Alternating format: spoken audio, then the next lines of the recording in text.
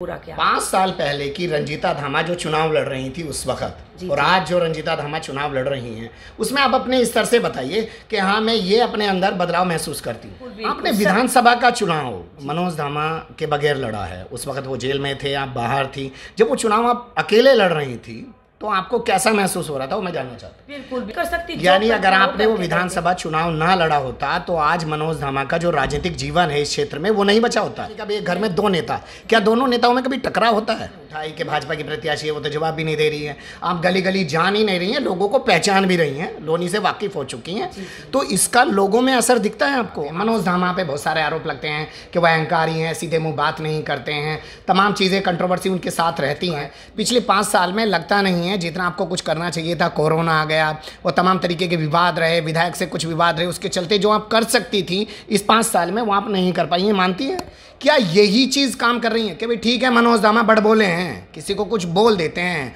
कड़वा बोल देते हैं, लेकिन उस आदमी ने कभी किसी के साथ बुरा नहीं किया, किसी को फर्जी मुकदमे में नहीं फंसाया, किसी के प्लॉट पे कब्जा नहीं किया, कोई ऐसा नहीं कह सकता। क्या ये चीज़ लोगों में काम कर रही है?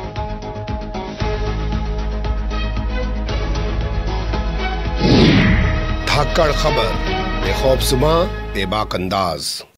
धाकड़ खबर में आपका स्वागत है। मैं आपके साथ हूं अकरम रईस खान। उत्तर प्रदेश सरकार ने एक फैसला लिया कमीशन की रिपोर्ट आने के बाद कि ज़्यादा से ज़्यादा सीटों पर महिलाओं को लड़ाया जाएगा, यानी कि महिलाओं के लिए सीटें रिजर्व कर दी गई। अब यहाँ सवाल ये पैदा होता है कि जब महिलाओं को लड़ाया जाता है तो क्या वाकई में महिलाएं चुनाव लड़ती हैं या महिलाओं के पति, पिता या पुत्री चुनाव लड़ते हैं? कितनी ऐसी महिलाएं होती हैं जो उस अपॉर्चुनिटी को, उस मौके को जो है भुनाती हैं और अपने आप को एक महिला नेता के तौर पर या अपने नेतृत्व के तौर पर जो है दुनिया को दिखा पाती हैं कि वो भी सक्षम हैं। तो इसी में जब आजकल हम लोग घूम रहे हैं लोनी में, और आपको बताया कि लोनी में क्यों घूम रहे हैं, क्योंकि यहाँ पे 5,22,000 वोट है और इस लिहाज से उत्तर प्रदेश की ये नगर पालिका पूरे एशिया की सबसे बड़ी नगर पालिका मानी जा रही है। तो यहाँ का चुनाव भी काफ़ी दिलचस्प हो रहा है। महागठबंधन वर्सेज अदर्स हो रहा है। तो महागठबंधन की प्रत्याशी हैं जो आरएलडी के चुनाव निशान पर चुनावी मैदान में हैं, 5 साल चेयरमैन रह चुकी हैं, उससे पहले 5 साल उनके पति भी चेयरमैन रह चुके हैं, विधानसभा का निर्दलीय चुनाव लड़ चुकी हैं। तो ये सब जो है वो कैसे कर पाई, उन्होंने अपने आप को आज एक नेता के तौर पे कैसे स्थापित किया और आगे अब एक परिवार जो है पहले घर तक का सीमित था, लेकिन आज पूरा लोनी शायद उनका परिवार बन चुका है या उसे परिवार की तरह अगर देखती हैं तो उनकी नज़र में यहाँ की क्या क्या समस्याएं, कैसे उनको दूर किया जा सकता है, इन्हीं सब के आसपास अपनी बातचीत को रखने की कोशिश करेंगे। बहुत शुक्रिया चेयरमैन साहिबा, आपने वक्त दिया। पहले तो ये धन्यवाद अकरम खान जी, और मैं आपके चैनल का भी आभार व्यक्त करती हूँ कि आप मेरा आज यहाँ पर इंटरव्यू लेने के लिए आए हैं। चलिए बहुत शुक्रिया। यह मेरी जिम्मेदारी बनती थी कि भाई अगर एक महिला सक्षम महिला के तौर पर उभरती जा रही है, मैं पहले आपके इसी चीज़ को लेकर बात करना चाहता हूँ। आप चेयरमैन बनी, चेयरमैन बनना महिलाओं के लिए आसानी है। पति पहले से राजनीति में है, पिता पहले से राजनीति में है, बेटा पहले से राजनीति में है, उन्हीं महिलाओं को टिकट मिल जाता है, उसी प्रभाव में जीत जाती हैं। लेकिन महिलाएं नेतृत्व नहीं कर पाती हैं, उस तरीके से सक्षम नहीं बन पाती हैं जैसे आप बन पाई। आपने पिछले 5 साल का एक कार्यकाल बिताया है, उसमें कोरोना भी हुआ और बहुत सारी कंट्रोवर्सी आपकी फैमिली के साथ भी रही हैं, और आपने निर्दलीय विधानसभा का चुनाव भी लड़ा।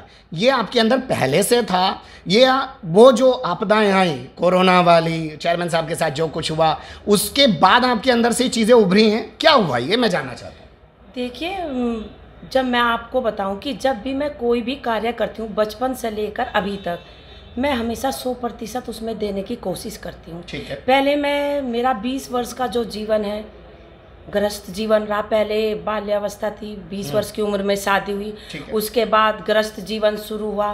तो 20 वर्ष तक मैंने पूरा गृहस्थ जीवन अच्छे से सारी बच्चों की जिम्मेदारियां निभाई। सास ससुर थे, धामा जी के माता पिता, उनको अच्छे से साथ लेकर चली, जो एक गृहिणी के कर्तव्य होते हैं। उसके बाद लोनी में महिला सीट आरक्षित हो जाती है, 40 वर्ष उस समय मेरी उम्र हो जाती है। तो मैंने जब महिला सीट यहाँ पर आरक्षित हो गई, पार्टी ने मुझ पर विश्वास जताया, टिकट दिया, तो मैं एक अलग तरह की महिला हूँ और मैं चाहती हूँ कि अगर मेरे ऊपर विश्वास जताया और जनता ने मुझे चुनाव जिताकर सदन तक भेजा है तो मैं अपने पति के सहारे राजनीति ना करूँ, अपने दम पर राजनीति करूँ। यही एक कारण था कि जब मैं नगर पालिका अध्यक्ष पद पर चुनकर नगर पालिका में गई, कुर्सी पर लोगों ने मुझे बिठाया, तो मैंने धामा जी का शुरू में 1-2 बार जरूर, क्योंकि उनके पास अनुभव था 5 वर्ष का नगर पालिका चलाने का, 1-2 बार मैं उनके पास गई। लेकिन धामा जी ने मुझे एक सीधा सा जवाब दिया कि चेयरमैन इस बार तुम बनी हो, मैं नहीं बना हूँ, अपने कार्य खुद करो। दो चीजें आपकी बातों से निकल के आती हैं। जी। एक तो आप 100% देती हैं, एक माँ के तौर पे, एक पुत्र वधू के तौर पे, एक पत्नी के तौर पे, एक बेटी के तौर पे, आपने हमेशा वो सब किया, और जब आपको मौका मिला सीट पे बैठने का आपने वो किया। लेकिन साथ में आप ये भी कह रही हैं कि मनोज धामा जी ने कहा कि अब आप चेयरमैन बनी हैं, आप डिसीजन लो, यानी वो भी चाहते थे कि आपके अंदर वो क्षमता है और वो आप करें। अब बिल्कुल ये उनका सही निर्णय था, क्योंकि होता क्या है, हमारा जो समाज है आज भी पुरुष प्रधान है। महिलाओं को जब महिला सीट आरक्षित हो गई, तब उनको केवल चुनाव में निकाल दिया जाता है और फिर उनको घर में बिठा दिया जाता है। लेकिन धामा जी ने भी ऐसा नहीं किया और उन्होंने मुझसे कहा कि अब तुम अध्यक्ष बन गए हो, जाओ फील्ड में भी जाओ। तो मैं फील्ड में भी गई। हर वो जिम्मेदारी जो लोनी की जनता ने मेरे ऊपर सौंपी थी, उसे मैंने बखूबी पूरा किया। 5 साल पहले की रंजीता धामा जो चुनाव लड़ रही थी उस वक्त, और आज जो रंजीता धामा चुनाव लड़ रही हैं, उसमें आप अपने स्तर से बताइए कि हाँ, मैं ये अपने अंदर बदलाव महसूस करती हूँ। देखिए, जब 5 वर्ष पहले मैं चुनाव लड़ने के लिए आई थी, मेरी पहचान बिल्कुल एक गृहिणी के रूप में थी। ये बात सच है कि जब धामा जी ने जो चुनाव लड़ा था 2007 में खेकड़ा विधानसभा का, उस बार पहली बार मैं उनके प्रचार के लिए निकली थी। उसके बाद बस प्रचार में निकली थी और अपना घर बैठती थी, फिर मतलब अपनी गृहस्थी संभालती थी। लेकिन जब 5 वर्ष पहले मेरे ऊपर ये जिम्मेदारी आई, तो मैंने उस जिम्मेदारी को जब निभाया, तो मैं एक ही चीज सोचकर राजनीति में आई थी। क्योंकि कई बार अगर व्यक्ति अपनी कमजोरी को अपनी ताकत बना ले, तो उसे कोई आगे बढ़ने से नहीं रोक सकता। आपने देखा भी होगा कि 5 वर्ष पहले कोई भाषण मुझसे देना नहीं आता था, मुझे ना किसी ने सिखाया। जब मैंने आपसे बताया 2007 में जब धामा जी चुनाव लड़ रहे थे, उनके प्रचार में गई, तो एक पत्रकार बंधु ने मेरे सामने, जैसे आप मेरे सामने बैठे हैं, माइक लगा दिया और पूछा कि कैसा चल रहा है आपके पति का प्रचार। मैं सच बताऊं, मेरे मुंह से एक शब्द नहीं फूटा था।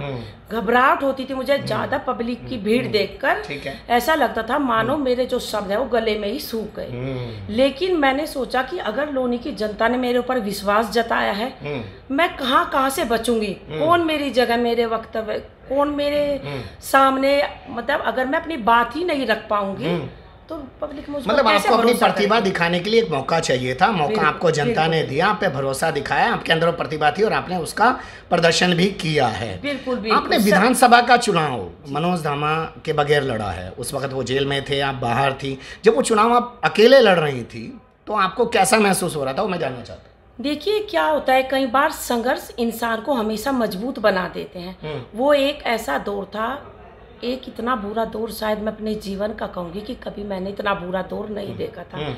धामा जी को झूठे आरोप में जेल भिजवा दिया गया, मेरे ऊपर पूरे घर परिवार की भी जिम्मेदारी थी। एक माँ को मैंने घर में टूटते हुए देखा, क्योंकि माता का अपने बच्चे के प्रति इतना लगाव होता है। मैंने घर को भी संभाला, बच्चे भी संभाले, और जो लोनी की बागडोर धामा जी मेरे हाथों में सौंप कर गए थे, उसे मैंने बखूबी निभाया। फिर एक उन्होंने जो लोनी की जनता के सामने एक वचन भर के गए थे कि 2022 विधानसभा चुनाव हर हाल में लड़ूंगा, जिसकी सजा उन्हें जेल के रूप में लोनी विधायक ने दी। लेकिन मैं वो महिला हूँ, रामचरितमानस की एक चौपाई है कि रघुकुल रीत सदा चली आई, प्राण जाए पर वचन न जाए। मैंने धामा जी के उस वचन को, लोगों ने सोचा कि अब वो तो जेल चले गए, अब ये विधानसभा चुनाव नहीं लड़ेंगे। मुझे पता था कि बिना पार्टी की ताकत के ये चुनाव में नहीं जीत पाऊंगी, लेकिन उस समय मेरे लिए वचन की कीमत होती है। मैंने वो वचन पूरा किया। लोनी की जनता से जो धामा जी वादा करके गए थे, उसे मैंने निडर होकर बिना पार्टी के चुनाव लड़ना, बूथ स्तर तक कार्यकर्ता को खड़ा करना, गली गली घूमना, लोगों से संपर्क करना, मीडिया मैनेजमेंट, सब चीज की। ये हुआ कैसे? मतलब एक घरेलू महिला है, ठीक है, वो चेयरमैन बन गई है, ऑफिस तक जाके काम कर सकती है, कहीं जाके किसी प्रोग्राम के इनॉग्रेशन में शामिल हो सकती है, लेकिन चुनाव लड़ना ये कैसे हुआ? देखिए, ये सब कहीं ना कहीं मैं यही कहूँगी कि वो 1 वर्ष पहले जब विधानसभा चुनाव हुआ था, शायद वो उस समय जो ये फसल अब बिल्कुल पककर तैयार है, उसका आगाज उस समय हुआ था। मुझे नहीं पता कि इतनी ताकत, इतना हौसला मेरे अंदर कहाँ से पैदा हुआ। वो सब चीज़ें मैं करती चली गई, इतना पॉजिटिव वे में, आपने देखा होगा मैं इतना पॉजिटिव वे में चुनाव लड़ा था वो, कि मैंने कभी भी ना तो कोई निगेटिव बात की, क्योंकि हमेशा अगर हम पॉजिटिव खुद ही होकर नहीं चलेंगे तो वो निगेटिविटी खुद झलकने लगती है। आपने पॉजिटिव की बात की, आपने लड़ने की बात की। क्या ये साहस वहां से पैदा होता है कि एक महिला, जो भारतीय महिला हमारी संस्कृति में माना जाता है कि जब उसके पति पे विपदा आती है तो वो अड़ के खड़ी हो जाती है, क्या ये भावना भी थी यहाँ? जी बिल्कुल, मेरे अंदर भी सावित्री का रूप हो सकता है। आपने सावित्री की कथा सुनी होगी कि उनको पता था कि उनके पति की आयु कम है, उन्हें बताया भी गया था, लेकिन उन्होंने कहा कि कोई बात नहीं, कम है, तुम शादी करो, मैं देखूंगी। यमराज तक से लड़ गई थी सावित्री। तो ये तो इतनी बड़ी बात नहीं है, जो अपने पति के प्राणों तक को बचा सकती है, तो क्या मैं उनके जेल में रहते हुए वो सब कुछ नहीं कर सकती? यानी अगर आपने वो विधानसभा चुनाव ना लड़ा होता तो आज मनोज धामा का जो राजनीतिक जीवन है इस क्षेत्र में वो नहीं बचा होता? नहीं, ऐसी तो बात नहीं होती, लेकिन हाँ कहीं ना कहीं हानि जरूर हो जाती, क्योंकि वे लोग चाहते ही यही थे कि धामा जी को हमने जेल भिजवा दिया, अब ये महिला है, ये घर में चुप बैठ जाएगी, तुम्हारा आगे का रास्ता साफ हो जाएगा। लेकिन आपने आपदा का अवसर बना लिया और अपने आप को भी स्थापित कर दिया। यानी कभी एक घर में दो नेता, क्या दोनों नेताओं में कभी टकराव होता है? नहीं, हमारा रिश्ता बड़ा ही आपसी प्रेम और विश्वास के साथ चलता आया है। अभिमान फिल्म देखी है आपने, अमिताभ बच्चन वाली?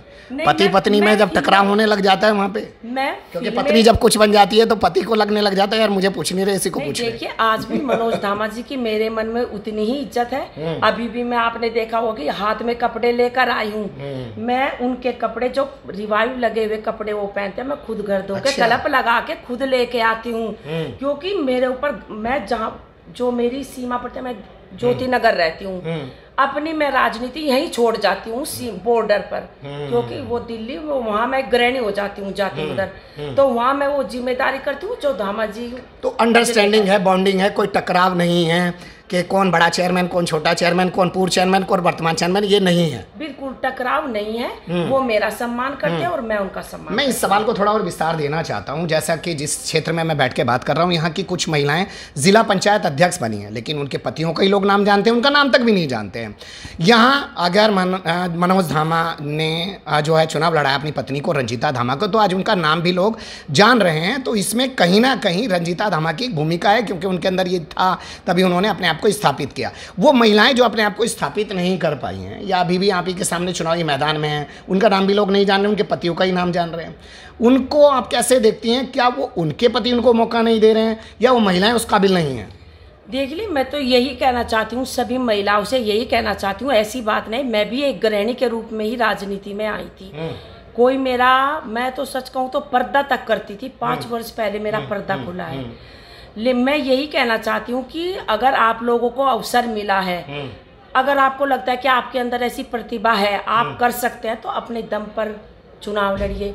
ये नहीं कि पुरुषों को आगे करके। और आपने देखा होगा कि जो हमारे सामने बीजेपी से प्रत्याशी खड़ी है पुष्पा प्रधान जी, उनको जवाब नहीं दे रही हैं, पति सीधे सीधे आकर करते। अब अगर वो जनता का सामना नहीं करेंगी, सवालों के जवाब नहीं दे पाएंगी, तो नगर पालिका कैसे चला पाएंगी? तो नगर पालिका कैसे चला पाएंगी? क्या ये बात जो आपने उठाई कि भाजपा की प्रत्याशी है वो तो जवाब भी नहीं दे रही है, आप गली गली जान ही नहीं रही हैं, लोगों को पहचान भी रही हैं, लोनी से वाकिफ हो चुकी हैं, तो इसका लोगों में असर दिखता है आपको? आपसे जब लोग बात करते हैं, महिलाएं जब बात करती हैं, तो उन्हें लगता है कि हाँ भाई हमें ऐसा कैंडिडेट चुनना है?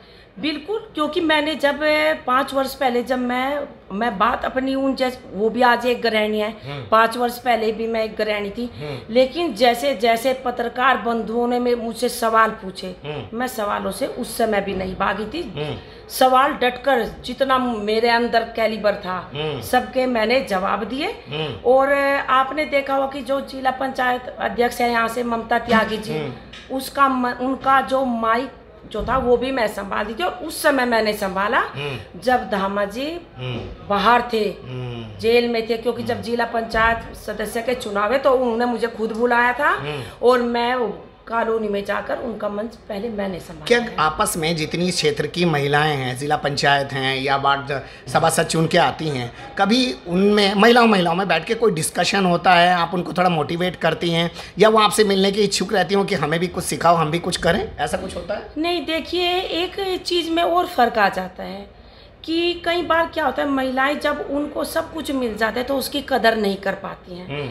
एक अहंकार कई बार हमारी माताओं बहनों में पैदा हो जाता है, लेकिन ये रंजीता दामा ने कभी अहंकार नहीं किया। जब राजनीति में आई थी तो यही सोच कर आई थी कि भले ही मैं कितनी ऊपर, वो तो मेरी किस्मत में पता नहीं, जहाँ तक लिखा होगा ऊंचाई पर जाना वहाँ तक जाऊंगी, लेकिन कभी भी ऐसा अहंकार अपने मन में पैदा नहीं करूंगी कि मैं सब महिलाओं से अपनी तुलना करने लगूं कि नहीं मैं ऊपर हूँ और वो मुझसे डाउन है। बिल्कुल बिल्कुल। आपने अहंकार की बात की, अहंकार वाले सवाल को आगे बढ़ाते हैं। मनोज धामा पे बहुत सारे आरोप लगते हैं कि वह अहंकारी हैं, सीधे मुंह बात नहीं करते हैं, तमाम चीज़ें कंट्रोवर्सी उनके साथ रहती हैं, लेकिन लगता है आप उनके लिए बड़ी लक्की साबित हैं। ऐसा होता है ना, जब कहते हैं कि पत्नी के भाग से ही पति को सब कुछ मिलता है, क्या वो है? और वो दिखता भी है, क्योंकि आप इनके खिलाफ जितने विवाद हैं, FIR हैं, मुकदमे हैं, हंगामे हैं, बवाल हैं, सब कुछ है। वो ऊर्जा कहाँ से मिलती है? रंजीता धामा से मिलती है या रंजीता धामा अड़के खड़ी हुई हैं इसलिए मनोज धामा के अंदर वो ताकत है? देखिए, मैं बस धामा जी और मेरे जो व्यवहार में एक अंतर है वो यही है कि धामा जी को गुस्सा जल्दी आ जाता है, और उनकी जो एक कथनी है उनकी कि साफ कहना और सुखी रहना। मेरा मानना ये है कि मैं आराम से, कई बार होता क्या है, अगर हम प्यार से किसी को, सामने वाले को कोई बात समझाए तो उसे चीजें समझ आ जाती है। आप जानती हैं, लगातार हैं, 20 साल पारिवारिक जीवन रहा और अब आप पिछले क्या नाम है 5-6 साल से इनके साथ इस वाले राजनीतिक जीवन में आप सुधार नहीं कर पाती हैं? देखिए, मैं कई बार क्या होता है कि जब अगर हमारे अंदर चीजों को मैनेज करने की क्षमता होती है, कई बार क्या होता है, जब तक घर गृहस्थी की भी मैं अगर बात करूँ वो तभी चल पाती है, विचारों में अंतर हो और उनमें कैसे सामंजस्य बिठाया जाता है, ये रंजीता धामा को आता है। रंजीता धामा ये कर लेती है। मैं फिर आना चाहता हूँ, आप भाग्यशाली हैं, आपकी वजह से जो है तमाम बुराइयों से और तमाम उलझनों से, मुसीबतों से बच जाते हैं। क्या आप पूजा पाठ भी करती हैं? नहीं, देखिए, मेरे कर्म ही मेरी सबसे बड़ी पूजा है। मैं आपको ईमानदार से बता दूं, कई बार मेरी सास, नहीं, लोग सीधा चर्चा करते हैं क्षेत्र में कि भाई ये आदमी जो है ना, घर के अंदर जो है लक्ष्मी उसके भाग्य का मुझे लगता है इसको बेनिफिट हो रहा है, वरना इस आदमी के जिस तरीके का एटीट्यूड है, जो व्यवहार है, उससे बहुत सारी दिक्कतें उसकी जान को होते होते बच जाती हैं। उसमें लोग कहते हैं इस बात को। नहीं, देखिए, वैसे मैं सच बताऊं, क्योंकि मैं 26 वर्ष, मुझे जितना करीब से शायद एक पत्नी अपने पति को जान सकती है, उतने करीब से कोई नहीं जान सकता। मैंने उनके अंदर एक अच्छाई देखी, दिल का बुरा नहीं है वो व्यक्ति, मुंह से कुछ भी कह देंगे, और जब उनको एहसास कराया जाए तो उनको अपनी गलती का, ऐसी बात नहीं, एहसास भी हो जाता है। आपने पूजा वाला जिक्र किया था सवाल का, बस उस पर एक छोटा सा वो दूंगी। पूजा मुझसे बिल्कुल नहीं होती है। कई बार सास कहती है कहीं चली जाएंगी तो मुझसे यही कहते हैं कि तुम मेरे बिना भगवान जी के यहाँ दिया तक भी नहीं जलाती हो। लेकिन मैं कर्मों में विश्वास रखने वाली महिला हूँ। हमेशा मेरी अंदर से कोशिश यही रहती है कि मेरी वजह से जाने अनजाने में भी ना तो मैं किसी का दिल दुखाऊं, और मैं अपनी सास से भी कहती हूँ कि अगर तुम्हें सेवा ही करनी है तो जीते जागते प्राणियों की करो, क्योंकि कई बार होता है कि कई बार जीते जागते प्राणी को ऐसी मदद की जरूरत होती है। मेरे बच्चे भी मुझ पर ही हैं। ठीक है, आपने तक की सेवाएं बहुत अच्छी बात कह रही हैं। आप कह रही हैं कि मैं कर्म करने में विश्वास रखती हूँ और सीधा सीधा जो भी प्राणी है उसके लिए कुछ करना चाहती हूँ। आज पूरा लोनी आपका परिवार सा बन चुका है। पिछले 5 साल में लगता नहीं है जितना आपको कुछ करना चाहिए था। कोरोना आ गया, वो तमाम तरीके के विवाद रहे, विधायक से कुछ विवाद रहे, उसके चलते जो आप कर सकती थी इस 5 साल में वो आप नहीं कर पाई हैं, मानती है? देखिए, वैसे तो ऐसी भी बात नहीं है। अपने कार्यकाल में भी मैंने, धामा जी उस समय जेल में थी। क्या होता है कि तब तक हमें जो रोड होती हैं, जब तक हम खुद जाकर नहीं देखते कि सचमुच वो बनने लायक है, नहीं हमारे ऊपर भ्रष्टाचार के आरोप लग जाएंगे कि सड़क ठीक थी, वो खुद जाकर गलियों में उनकी हालत देखकर धामा जी की गैर उपस्थिति में 100 करोड़ के काम मैंने अपने रहते हुए भी करवाए थे। ये बात ठीक है कि जितना काम धामा जी के कार्यकाल में हुआ था उतना नहीं हो पाया। इसकी एक बड़ी वजह तो ये थी कि 2 साल कोरोना रहा। सरकारों का जो फंड मिलता है विकास कार्यों के लिए, वो सब मेडिकल सुविधाएं उपलब्ध कराने में, राशन में खर्च हो गया। 2 साल उसमें खराब हो गए। उसके बाद तमाम तरीके के जो मुकदमेबाजी, उलझाने, हंगामे, अड़चने रही हैं। खैर मैं छोटा करना चाहता हूं क्योंकि वक्त का तकाजा होता है, लोगों की एक आदत बन गई, लोग उतना लंबा देखना नहीं चाहते।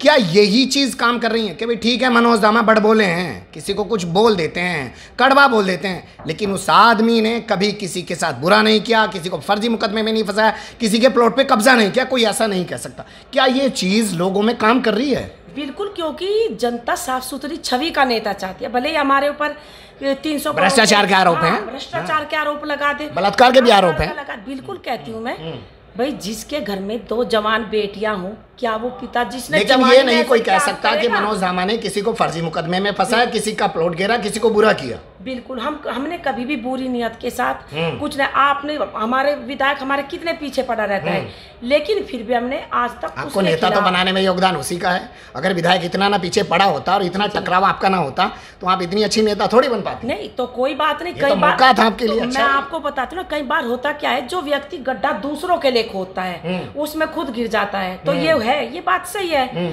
मेरे लिए गड्ढा खोदा था कि ये महिला है घर बैठ जाएगी, लेकिन महिला किस कदर ऊपर उबर कर चली गई, तो गड्ढे में कौन पड़ा? विधायक पड़ा ना। चलिए, गड्ढे में कौन पड़ा? विधायक पड़ा ना। एक महिला लड़कर एक सक्षम महिला इस क्षेत्र में बन चुकी है और रंजीता धामा के नाम एक रिकॉर्ड तो देखिए दर्ज हो ही गया है। चुनावी नतीजे क्या होंगे क्या नहीं होंगे कुछ नहीं कहा जा सकता, लेकिन अगर आज इस क्षेत्र में किसी महिला नेत्री की तरफ देखा जाएगा तो एक नाम तो उभर के आता ही है, वो है रंजीता मनोज धामा। एक बातचीत थी, क्योंकि ये राजनीतिक पहलुओं से अलग हटके बातचीत थी, शख्सियत को लेके बातचीत थी, एक महिला के व्यक्तित्व को लेके बातचीत थी। अच्छी बुरी जो भी लगी हो ना, कमेंट्स के रूप में आप लोग अपनी राय ज़रूर दीजिएगा और फिर मिलेंगे आपको किसी और ऐसे टॉपिक के साथ। बहुत शुक्रिया अभी के लिए।